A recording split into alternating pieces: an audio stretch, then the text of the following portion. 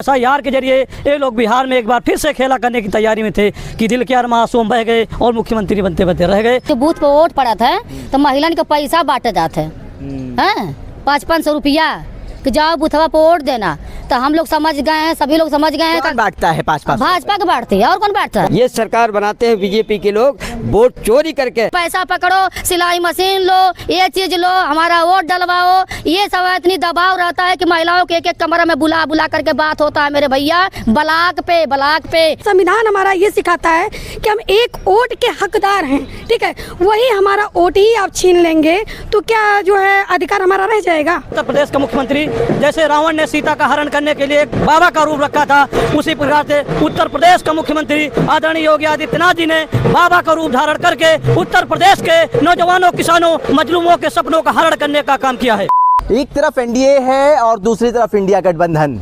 India गठबंधन चाहे Congress party हो चाहे समाजवादी पार्टी, वो लगातार वोट चोरी के मुद्दों को लेके सड़कों पर है। राहुल गांधी एक तरफ प्रदर्शन कर रहे हैं, वहीं दूसरी ओर अखिलेश यादव प्रदर्शन कर रहे हैं और वो बैरिकेडिंग तक ठान जाते हैं, जिससे ये संकेत हो जाता है कि ये लड़ाई अब रुकने वाली नहीं है और बहुत लंबी लड़ाई है।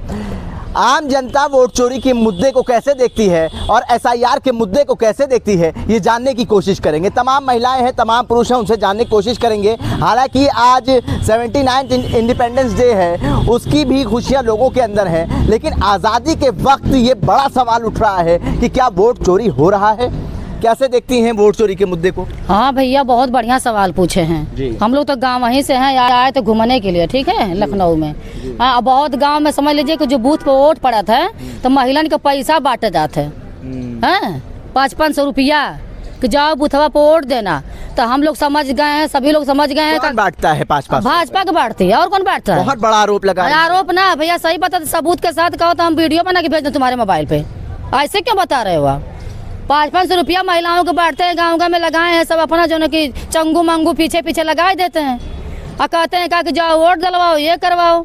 अब बताओ, अब जो सिलेंडर बंटवाए थे सारी महिलाएं परेशान है, भूसा में फेंक दिए, लकड़ी पे खाना बना रही हैं। क्या भाजपा ने दिया, क्या दिया? ये कौन है? जोगी मोदी? हम तो नहीं जानते हैं। गांव की महिलाएं बड़ी भोली होती हैं, लाइन लगा करके जाती हैं, समझाया जाएगा उनको, घर घर जा करके बताया जाएगा, हम लोग बताएंगे जा करके। क्या 500 रुपए का ऑफर मिला है वोट डालने से पहले? अरे भैया, बहुत लोग आए थे, कहे 500 रुपया सबको बंटवा दीजिए आप लोग, हमको वोट डलवाइए, ऐसे ऐसे बोल रहे थे। आप भारतीय जनता पार्टी पे भी बड़ा आरोप लगा रही हैं, आप चुनाव आयोग के व्यवस्था पर भी सवाल खड़े कर रही हैं। अगर ऐसा है तो मैं ये कहना चाहूँगा कि देखिए, एक बड़ा सवाल जो है ये बता रही हैं, खड़े कर रही हैं भारतीय जनता पार्टी के ऊपर कि भारतीय जनता पार्टी 500 रुपये बंटवाती है और उनको वोट मिलता है। चुनाव आयोग कहाँ रहता है? वोट जो वोट की बात होती है तो सारी बहनें हमारी जो हैं बूथ पर जाएं, एक एक वोट डालें, जाके जो उनका चहेता कोई प्रत्याशी है जो हमारे समाज के लिए काम कर रहा है, गांव के बच्चों के विकास के लिए काम कर रहा है, जो महिलाओं को जो है सम्मान दे रहा है, उनको जिताने के जो है काम करे हमारी महिला। आपसे संदेशा मैं पहुंचवाना चाहती हूँ पूरे उत्तर प्रदेश में ना, पूरा 140 करोड़ जनता को हम लोग भी बताना चाहते हैं। गाँव से बिलोंग करते हैं भैया, खेत में खलिहान में रोपनी कटिया बिनिया सोहनी हम लोग करवाते हैं और करते हैं तो खाने को मिलता है। यहाँ कोई पूछने वाला नहीं, ना कोई करने वाला है। महिलाएं परेशान है, 2 बच्चा स्कूल बंद कर दिए, 2 किलोमीटर 5 किलोमीटर विद्यालय पढ़ने जा रहे हैं, विद्यालय पूरा बंद है। पीडीए का पाठशाला समाजवादी ने चला रही थी, बहुत अच्छा लग रहा था, पूरे गांव में बच्चों को पढ़ाया जा रहा था। अब सोच लो, पहले तो समाजवादियों ने देखे पार्टी से हट के, पार्टी वाली बात नहीं, जो अच्छा काम करेगा उसका नाम आदमी लेगा। तो भाई जो बच्चे जो अनपढ़ गंवार बनाने का जो विचार बना लिए हैं, तो हम कैसे कह देंगे कि ये जो है कि महिलाओं के बारे में सोचते हैं। और ब्लॉक में जो बात बता रहे, चाहे सचिव हो, चाहे सेक्रेटरी हो, चाहे प्रधान हो, चाहे कोई भी चीज हो, उन लोगों को जो धमकी मिलती है कि आप जो है पैसा लो, आशा बहुओं को मिलती है, समूह सखी को मिलता है, BC सखी को मिलता है, सबको मिलता है, धमकी मिलती है कि भाई पैसा पकड़ो, सिलाई मशीन लो, ये चीज लो, हमारा वोट डलवाओ। ये सब इतनी दबाव रहता है कि महिलाओं के एक कमरा में बुला बुला करके बात होता है मेरे भैया, ब्लॉक पे नोट कर लो। बड़ा आरोप चुनाव आयोग के ऊपर, अधिकारियों के ऊपर ये लगा रही हैं कि आप मानती हैं देश में वोट चोरी होता है? बहुत बहुत धन्यवाद पत्रकार भाई। और सबसे पहले तो आज जो है 15 अगस्त पे अपने करोड़ों देशवासियों को, अपनी जनता को जो है बहुत बहुत धन्यवाद, बहुत बहुत बधाई देते हैं इस पावन अवसर पे जो हमारा आज़ादी का दिन है आज। क्योंकि आज जो है आज़ाद देश की आज़ाद महिला हूँ, गुलाम देश की गुलाम महिला नहीं हूँ, आज़ाद देश की आज़ाद महिला हूँ। और रही बात आरोप का, तो भैया ये बताइए, आरोप नहीं है, आरोप तो सही है ना। अगर चुनाव आयोग जो है इस तरीके अगर बेईमानी न करे, भ्रष्टाचार न करे, हम लोग को स्वतंत्र छोड़ दे, हम लोग अपना सही से स्वतंत्र जो है अपना वोट तो डाल सके, अपना अधिकार तो समझें।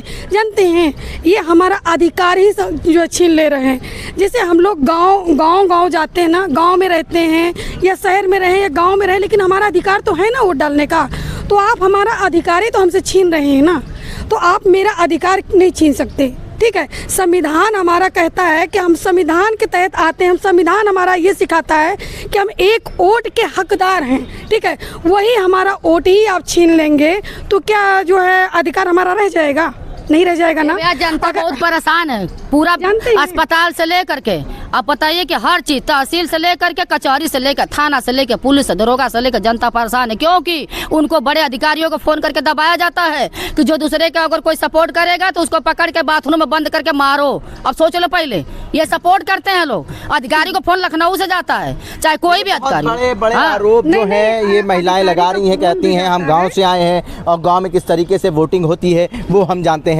जो मुद्दा इस टाइम चल रहा है वोट चोरी का, कांग्रेस पार्टी और समाजवादी पार्टी सरकार के ऊपर हमलावर है, कह रहे हैं कि आप वोट चोरी करते हैं। क्या आप मानते हैं कि वोट चोरी होता है? जिस प्रकार से पहले इलेक्शन कमीशन चुनाव हेकड़ी दिखा रहा था, राहुल गांधी से बोल रहा था कि आप सबूतों के साथ आइए, तो जब सबूतों के साथ उनके पास उनको मिला, और अब तो सुप्रीम कोर्ट ने साफ साफ कह दिया है कि जो 65,000 वोटर हैं, आप उनका नाम पूरी तरह से 65,000 वोटरों का नाम पूरी तरह से आप सार्वजनिक करिए, सार्वजनिक डाटा हमको दीजिए, और हर इंसान का कौन कैसे क्या पूरा हमें सार्वजनिक डाटा चाहिए। तो कहीं ना कहीं जो SIR के जरिए ये लोग बिहार में एक बार फिर से खेला करने की तैयारी में थे कि दिल के अरमां आंसुओं बह गए और मुख्यमंत्री बनते बनते रह गए। आप देखिए अब इसका प्रभाव कहाँ तक जाता है। हम वोट चोरी का मामला आपको जीता जागता एक मिसाल बताते हैं। ये जो उन्होंने लड़ाई लड़ी है चोरी को लेके, उन्होंने जो लड़ाई लड़ी है और उन्होंने मुद्दा उठाया, ये हकीकत बात कहीं ना कहीं 100% सच है। ये सरकार बनाते हैं बीजेपी के लोग,